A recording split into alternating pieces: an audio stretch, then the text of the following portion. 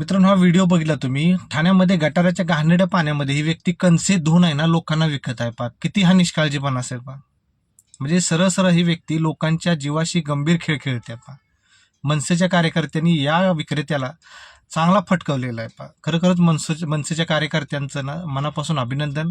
कारण अशा व्यक्तीवर आहे ना कठोरात कठोर कारवाई झाली पाहिजे.